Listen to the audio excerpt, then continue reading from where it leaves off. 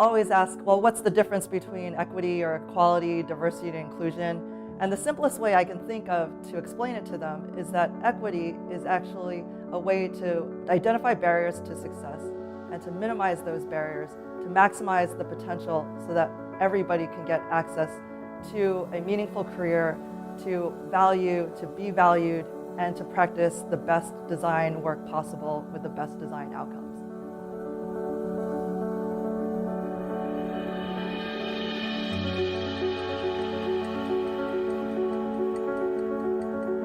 For the same reasons that we consider remediating the soils to which we place our foundations, you actually have to understand thoroughly the conditions of the site, of the area, of the space that you're dealing with in order to build something from that. And for the profession, we have ignored the larger conditions of our field, of our practice. Many of the emerging professionals, as well as seasoned professionals, are really in this disruptive time.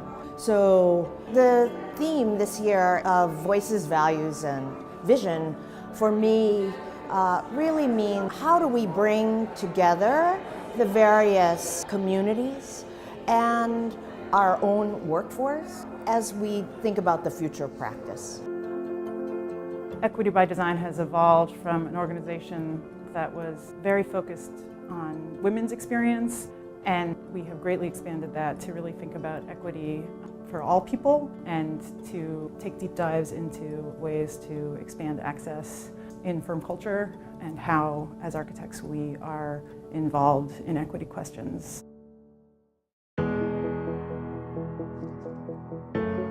This year, there's this really strong emphasis on understanding what people's voices are.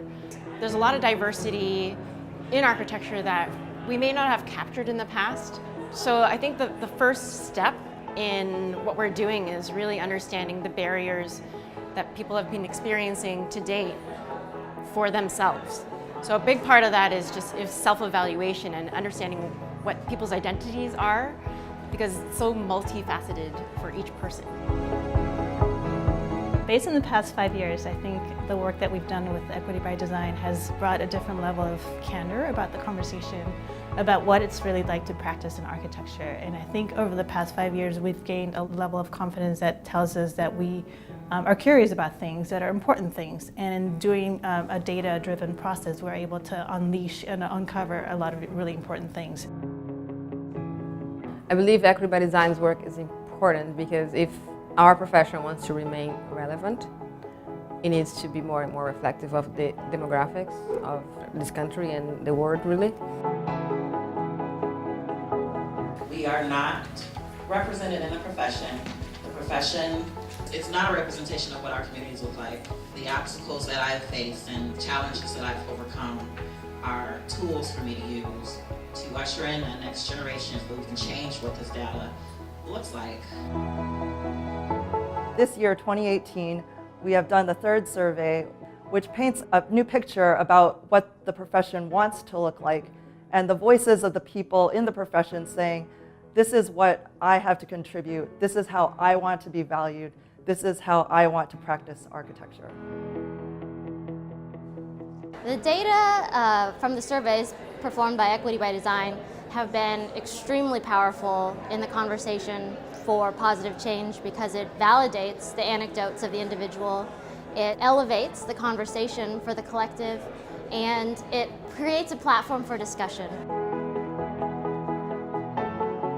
The way that this affects my practice is I'm doing a lot of thinking about not just how I can create this sort of equitable practice for my employees, because that's very important to me, but what's also important is being able to go out as an owner, as a firm owner, and stand up for our values as architects. I can say as an African American male that it's extraordinarily important for us to be able to diversify the field. The idea is not that every student that goes to an architecture school will become a licensed architect, but that they'll be able to take those skills and make an impact in the world.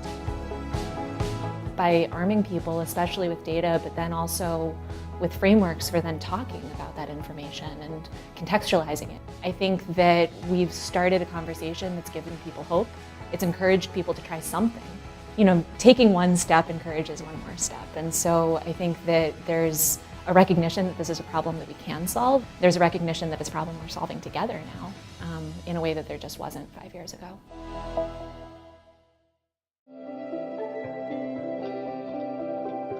Sometimes, especially being at an entry level, we may not think we have the ability to set the tone and vision of an office, but we're the future of the profession. So it's really up to us to make sure we're bringing our values into alignment with the places we want to work. I think what's really exciting about the conversation we're having this year on the theme of values is how people can relate to it on many different levels and apply how they can use that moving forward. So that's something that's very helpful for people to hear other people's stories and to share their visions and their values. I think this work is important for architects because we have a very direct involvement in the built environment and with the people who are going to use the built environment. And we have this particular perspective and the skills to be able to make something better in a very concrete way. As the society changes and as people change, the design needs to go with that too. I think the future is bright. I think that there are some things that we still have to solve, but there's a lot of us really excited about making a difference. Architecture is one of the passionate arts. It's the kind of profession that people embrace because they feel that they can make a difference in the environment. And it's really important to be grounded in what brought you here in the first place and to use one another and the information that we have now available as a result of Equity by Design to stay grounded in that, but move forward and have impact on a broad scale.